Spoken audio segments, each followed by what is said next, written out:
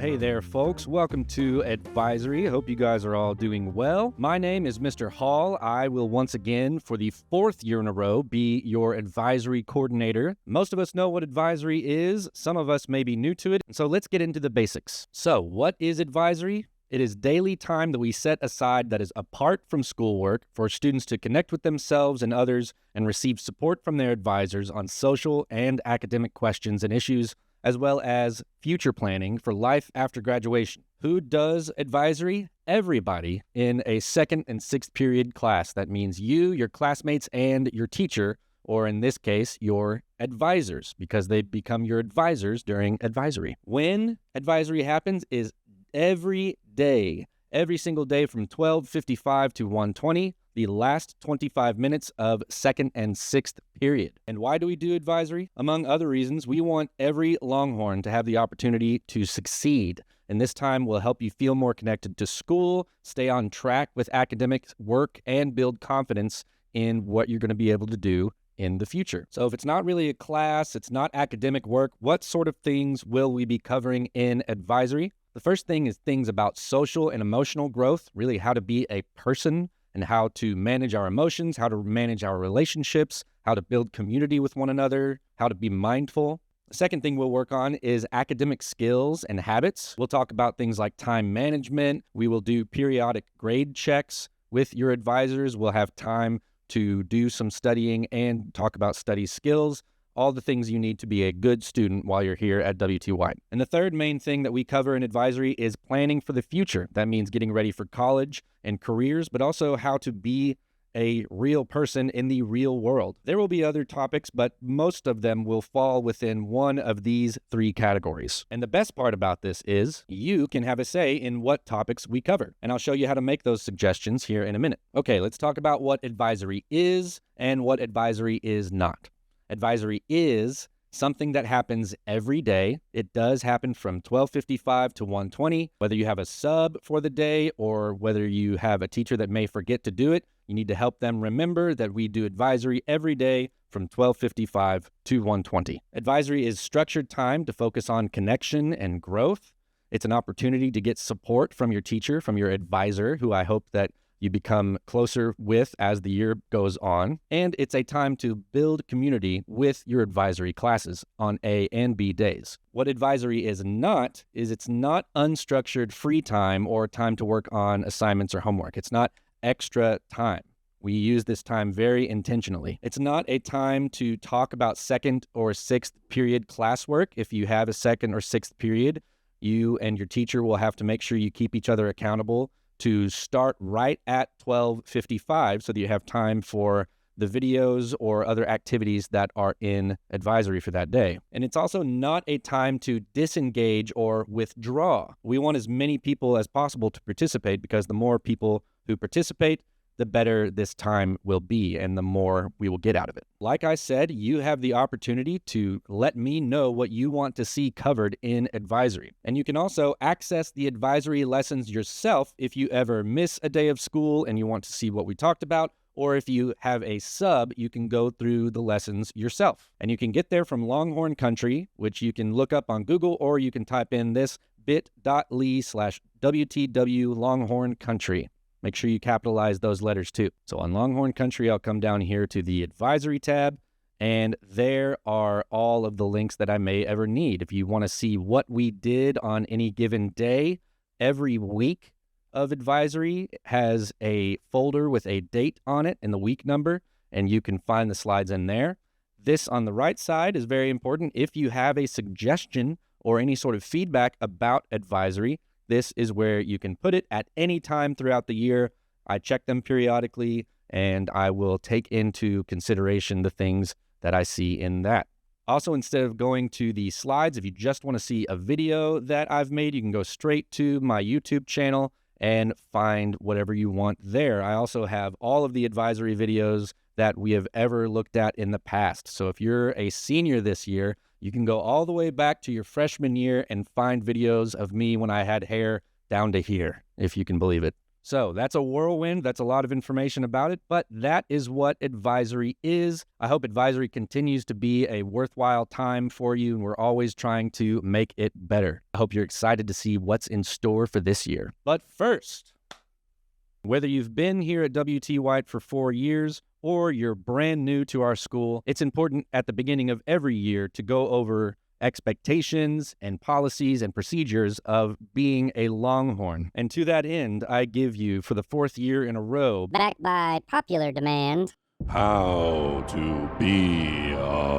Longhorn. How to be a Longhorn. excuse me, How to Be a Longhorn is our series on our Campus Culture Handbook. All of the things that we're going to go over are either old or some brand new policies and procedures. And if you want to see any of the details on that, you can go to the Campus Culture Handbook on the Longhorn Country website. We'll go over each part of the Campus Culture Handbook over the next couple of weeks in our segment, How to Be a Longhorn. And the first lesson in How to Be a Longhorn is about the biggest change to our policies this year, and that is the phone policy.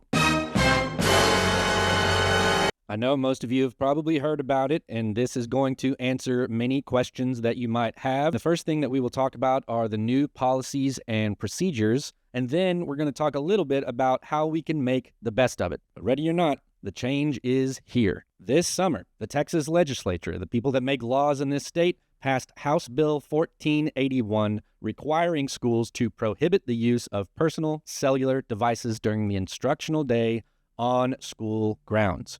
That includes all of these things: tablet, a smartwatch, smart glasses. you know those things with like the little cameras on the glasses? And yes, even AirPods. AirPods are also counted in the law. So because of this state law, we have to come up with procedures on how to make sure that no phones are out in the building during the school day. The best thing for students to do is to leave personal devices at home. That is the ideal thing to do. That way you don't have to worry about it at school. You don't have to worry about getting in trouble. It's just out of sight, out of mind, and you can leave it at home. The first question is often, well, how do I get in contact with my parents? Well, back in my day when we didn't have cellular devices, we just talked to our parents the old-fashioned way.